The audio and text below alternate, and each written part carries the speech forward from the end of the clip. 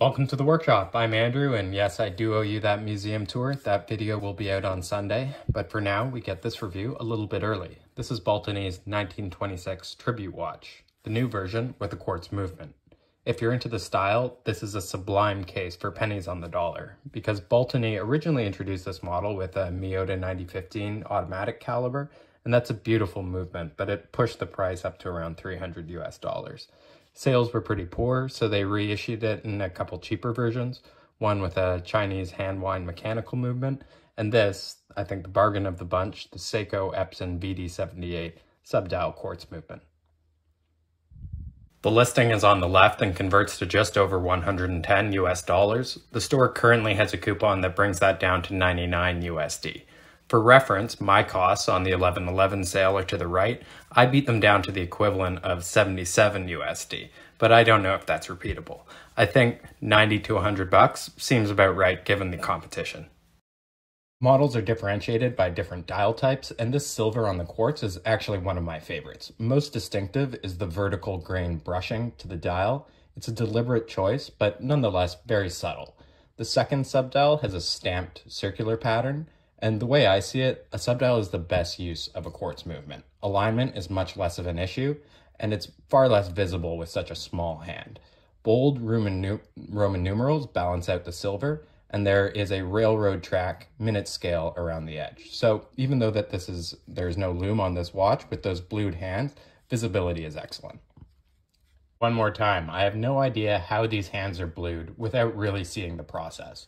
That said, these are really, really nice. Even and nice dark bluing. Also very important on these swoopy Breguet style hands is that the sides, any angle of the hands that you look are fully blued. And that's essential. Baltany, send me a clip or photos of your process, but whatever it is, it's good. Let's look at the case. This is the star of the show, and I am amazed we get it under $100. It's fully polished 316L stainless steel and has a high quality dome sapphire crystal. While it's not an homage in an existing modern watch, this is clearly inspired by the first waterproof Rolex Oysters of the 1920s, and these were manual wind compared to the bubble back of last video, and it's great to see that this case has opted to use thin movements. Just shows a real attention to detail. The squared off cushion shape gives smaller dimensions, more of a wrist presence. The case at its widest point is a 36.5 millimeter diameter, and it is 43 millimeters lug to lug. Again, it is very thin at just a hair over 11 millimeters, and it weighs a svelte 49 grams. Finally, this is an 18 millimeter sort of vintage standard strap size. Water resistance is stated to be 100 meters, and that's supported by this being a screw down crown. Threads are a little stiff, but it's easy to operate because it's this large onion. And simplicity is the name of the game with quartz. So we have a single movement that sets both the time and hacks the seconds.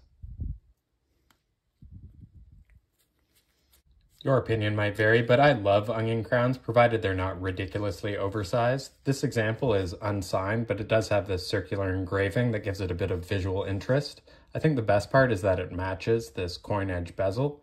And the bezel has to be my favorite feature of the watch. It ties the whole vintage aesthetic together while also breaking up the polished lines of the case. And speaking of polishing, I think Baltany is probably, along with Escapement Time, in a class of their own when it comes to their metal finishing. And no matter what way you cut it, that is a beautiful case. Highly polished cases tend to run the risk of looking a little vague, almost like super shiny nuggets, but the angular lines of the square case and the distinct lugs here really help contrast the mirror finish. Even the crown tube is visible, and that helps break up that surface. Once again, I love the coin edge, and that 1920s oyster trade term, that comes from the bivalve having two waterproof sides. And this case back is both screw down but unadorned. Given the price point, I think a good option for a personal engraving. And to finish up with Baltany's standard strap, this invariably comes on their 18mm watches. To get the negatives out of the way first, I think we need to see a little bit more creativity because they clearly put so much thought into the watches. Why are the straps all the same? Also, these two-stitch straps, I know that they were popular for a time, but I think the manufacturers just grabbed onto that because it's a slightly cheaper way of producing a strap. But with all that said, The leather is very nice quality. You can see the oils working in there as you move it. The sides are finished nicely, and the stitching is good. It's signed, and interestingly, the buckle is polished to match the case. And on the last Baltany we had, the buckle was brushed. So they're clearly putting thought into that. I just think we need to see a couple more straps. Here's that standard Baltany strap on wrist, and you can see the tan really leans into that interwar trench watch kind of feel. What I think this watch will do for most people is being a perfect dress watch. Let's try it back on that black strap from the beginning. And it's a very comfortable dress watch strap from Aliexpress. I wish I could recommend it, except that it's marked Autruche Véritable, which is French for real ostrich. And it's definitely not French, and I don't think it's ostrich either, so unfortunately not.